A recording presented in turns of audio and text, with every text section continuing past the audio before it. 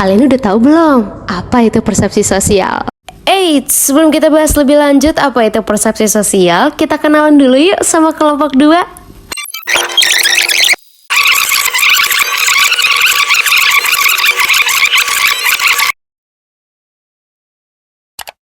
Halo, aku Fatihah. Halo, aku Deva. Halo, aku Virus. Halo, aku Rapli. Halo, aku Rafida. Kembali ke laptop. Jadi, dalam buku Social Psychology di 13 edition karya Baron dan Branscombe, persepsi sosial merupakan proses melalui di mana kita berusaha untuk mengetahui dan memahami orang lain. Atau secara singkatnya, persepsi sosial ini adalah bagaimana cara kita melihat orang lain. Nah, dalam mempelajari persepsi sosial ini, kita bagi menjadi 3 garis besar. Di antaranya, komunikasi nonverbal, atribusi, dan pembentukan kesan dan manajemen kesan. Kita masuk ke pembahasan yang pertama, komunikasi nonverbal. Komunikasi nonverbal adalah komunikasi antar individu yang tidak melibatkan isi dari bahasa lisan. Untuk memahami keadaan emosional orang lain, kita sering mengandalkan komunikasi nonverbal. Nah, komunikasi nonverbal ini ada macam-macam. Yang pertama, facial ekspresi atau ekspresi wajah. Ekspresi wajah ini salah satu bentuk untuk mempresentasikan emosi. Dari penelitian Ekman dan Friesen pada tahun 1975, ditemukan bahwa ekspresi wajah itu sifatnya universal. Faktanya, telah ditemukan bahwa ekspresi wajah itu macam-macam, misalnya tersenyum, cemberut, sedih, dan lain-lain. Yang kedua, ada gaze atau eye contact. Penyair kuno sering menggambarkan mata sebagai jendela ke jiwa. Kalau menurut Klein, di tahun 1986, dalam satu hal penting mereka benar. Kita itu sering belajar banyak tentang perasaan orang lain dari pandangan mereka. Sebagai contohnya itu ada kita biasa mengartikan tatapan mata yang tinggi dari orang lain sebagai tanda menyukai atau bersahabat. Sebaliknya, jika orang lain menghindari kontak mata dengan kita, mungkin kita bisa menyimpulkan bahwa orang itu tidak ramah atau tidak menyukai kita atau hanya pemalu.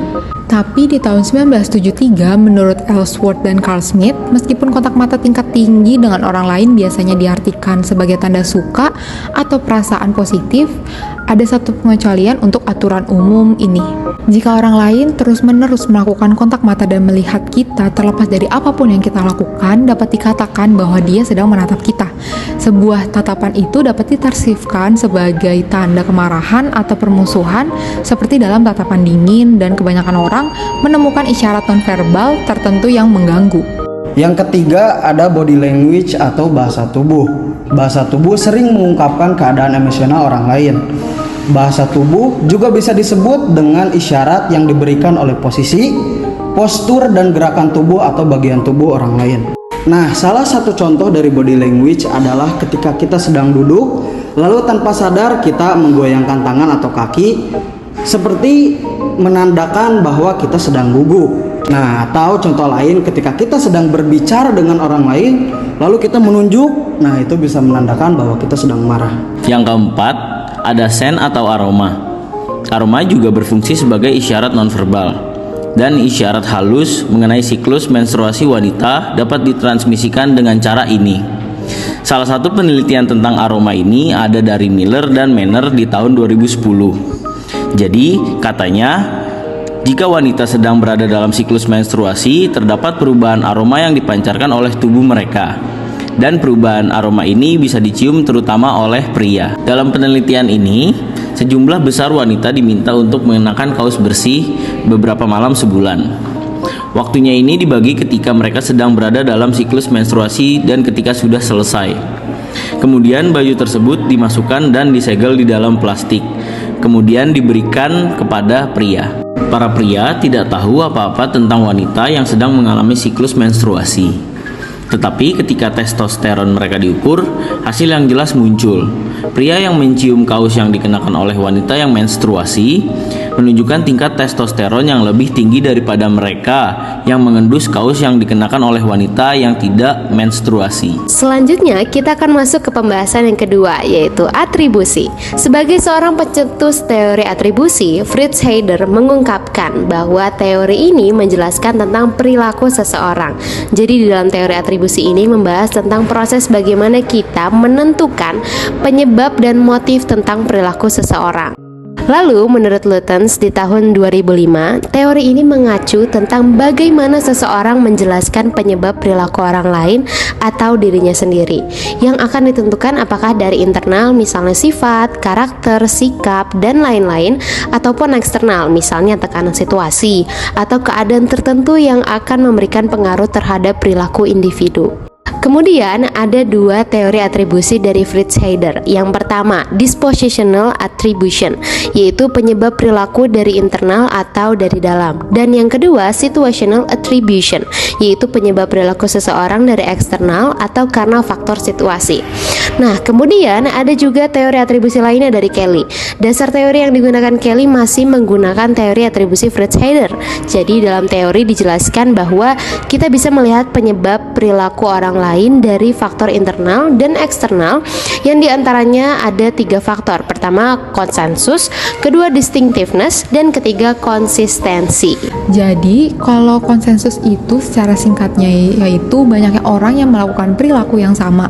Lalu kalau distinctiveness yaitu sejauh mana orang ini bereaksi dengan cara yang sama terhadap rangsangan atau peristiwa lain yang berbeda.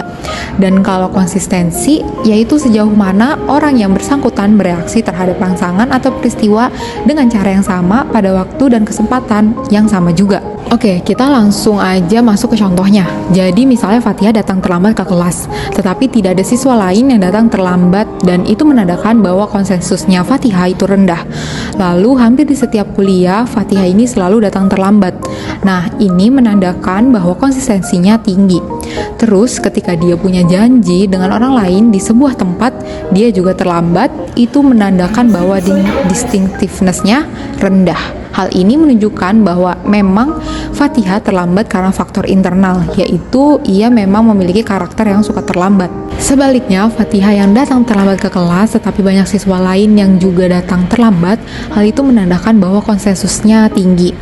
Lalu hampir di setiap kuliah Fatihah ini datang terlambat. Nah, hal ini menandakan bahwa konsistensinya tinggi. Kemudian ketika ia punya janji dengan orang lain untuk bertemu dengan seseorang di suatu tempat dan ia datang tepat waktu, hal itu menunjukkan bahwa distinctiveness-nya tinggi. Hal ini menunjukkan memang Fatihah terlambat karena faktor eksternal, yaitu Fatihah datang terlambat mungkin karena jalur macet atau hal yang lain-lainnya. Setelah tadi Fairuz dan Rafidah membahas tentang atribusi, sekarang kita akan beralih ke pembahasan bias atribusi. Nah, ada beberapa kesalahan atau bias atribusi, diantaranya pertama, ada fundamental attribution bias. Nah, pada bias ini, kita akan cenderung mempersepsikan tindakan orang lain yang disebabkan karena faktor personal atau internal. Nah, hal tersebut juga dengan disposisional dan mengabaikan peranan faktor eksternal atau situasi sebagai penyebab sebuah perilaku. Contohnya, ketika kita sedang bersama teman lalu kita mau masuk dan ia membukakan pintu untuk kita masuk duluan, maka kita akan beranggapan bahwa teman kita ini memang aslinya baik dan bukan karena disuruh atau apalah gitu. Nah, atau ketika melihat teman kita datang ke kampus dengan acak-acakan atau tidak rapi, kita mungkin akan beranggapan bahwa dia adalah anak yang malas dan tidak terorganisir, padahal aslinya belum tentu seperti itu. Kedua, ada actor observer effect. Tipe kesalahan atau bias atribusi ini menjelaskan bahwa adanya kecenderungan kita mengatribusi perilaku diri sendiri yang disebabkan oleh faktor situasional atau faktor eksternal, sementara perilaku orang lain disebabkan karena faktor internal atau personal atau disposisional. Nah, contohnya ketika temanmu tersandung batu atau sesuatu, maka itu karena memang dia bodoh atau dia teledor, padahal mungkin temanmu itu tersandung karena dia sedang gugup. Tetapi kalau kita yang tersandung, maka itu salah batu atau sesuatu yang menyebabkan jadi tersandung, bukan karena ceroboh atau bodoh tadi.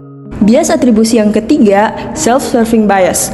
Baran and Bryan di tahun 2003 menyatakan bahwa bias ini menjelaskan bahwa ada kecenderungan kita mengatribusi perilaku kita yang positif karena faktor internal atau personal. Sementara untuk perilaku yang negatif, kita atribusikan karena faktor eksternal atau situasional. Contohnya, misal ketika kita diterima kerja atau magang, Nah, kalau di self-serving bias ini, saya keterima kerja magang di kantor itu karena memang hasil wawancara dan CV saya bagus. Tapi ketika ditolak kerja atau magang, Sepertinya Bapak tidak bisa diterima kerja di sini. Jadi mohon maaf ya Pak, sekarang silakan Bapak keluar. HRD-nya aja ini mah gak pinter milih karyawan. Atau HRD-nya emang gak suka aja ya sama gue. Kita sudah masuk ke pembahasan yang terakhir, yaitu pembentukan kesan dan manajemen kesan. Kebanyakan orang mementingkan membuat yang baik terlebih dahulu kesan kepada orang lain karena mereka percaya bahwa kesan ini akan memberikan efek yang bertahan lama. Riset tentang pembentukan kesan atau proses yang melalui kita membentuk kesan terhadap orang lain menunjukkan bahwa ini benar. Contohnya, penggunaan media sosial khususnya anak muda pada first account dan second account. Di zaman sekarang ini biasanya anak muda mempunyai 2 account dengan citra yang berbeda. Biasanya di first account mereka menunjukkan sisi positif dari si pemilik akun, dan tak jarang beberapa dari mereka juga ada yang suka flexing. Sedangkan di second account mereka lebih terbuka dan menunjukkan dirinya dengan apa adanya. Misal, upload foto tanpa make up atau curhat masalah pribadi melalui Instastory dan lain-lain. Gimana, seru kan belajar tentang persepsi sosial? Itu tadi pemaparan dari kelompok 2. Terima kasih sudah nonton dan sampai ketemu lagi. Bye.